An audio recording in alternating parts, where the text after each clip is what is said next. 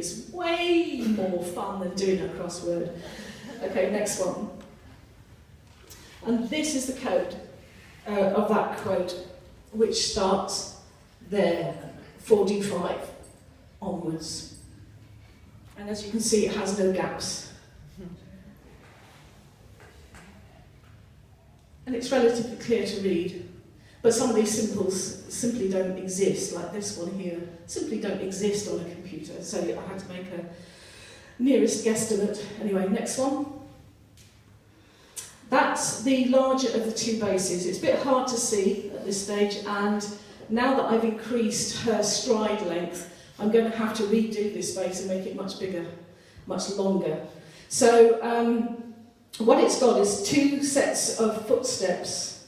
It's got the one on this side has Anne Lister, her date of birth, date of death, and all of her achievements. You know, landowner, industrialist, polyglot, polymath, hill walker, mountaineer, etc. And of course the L word.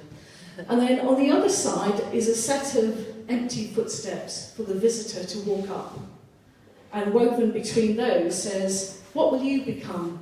Be brave like Anne and change the world."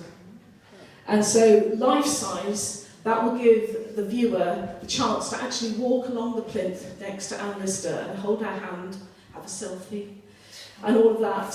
But actually think about education and about how important it is, because this is going to be in a place of learning in the University of York. It's going to be under the window of Anne Lister's school. And it's going to encourage young people to be inspired by the past, and it will, I hope, will be an aspirational as well as inspirational sculpture. Next one. Right, the reasons for a pointed oval. Anyone has a guess as to what this is? Shoot again, yes. So that's the one at Kilpeck between England and Wales. Next one. And there's one of mine. I now no longer do them because I'm moving into transport full-time, so I've sold the last one of these. Next one. And this is a Vesica Piscis window from a church really near to York. It's like 10 miles outside of York on the west side. So Vesica Piscis symbols, these pointed oval symbols, as well as being about female sexuality and being a portal into the afterlife, and all those other things, are used an awful lot in the Christian church. Next one. And this is a Vesica Piscis on an illuminated manuscript. Now, what's really interesting about this is it hasn't got Mary in the middle. Usually, Mary, Virgin Mary, is in the middle of this kind of thing. And I'm just amazed at even like a kind of big hair type of thing going on at the top. Yeah, it's just amazing how often this symbol is used in the Christian church. And of course, most churches have a pointed oval entrance that's, you know, a half oval. And York Cathedral has got 3 that you can come in through. Next one. So these are the 2 bases currently, but the big one is going to have to get a lot bigger.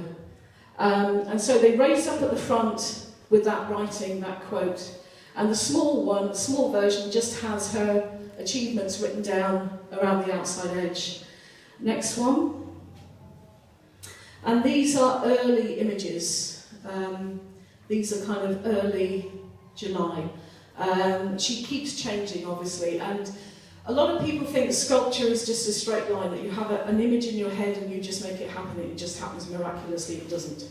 It's, when you're talking about a maquette, you're talking about a problem-solving exercise. So you're looking at how things look in space and time, and you're looking at how clothes move, and that's been a real problem for me because I haven't been able to afford to get a coat made, although they're only 500 quid. To get one made like the one I showed you, in order to have a friend model it so I can see how the fabric moves, and so I can do a direct copy from that. I hate having to do it from my imagination because it generally does not work. It's not believable. So it's not a straight line at this stage, but once I've actually finished the maquette and I'm happy with it, then the sculpting of Anne Lister will be relatively straightforward. So next one. So as you can see, it's got the little round hat, It's got what I think are right foot pleats, but that's changed again. It's got that double box pleat in the middle of the back. It's got the dropped shoulders of a late Regency, early Victorian garment. And the shoulders they drop down to here, and then they have these kind of puff sleeve things. Sometimes they're attached on top separately. It's quite strange.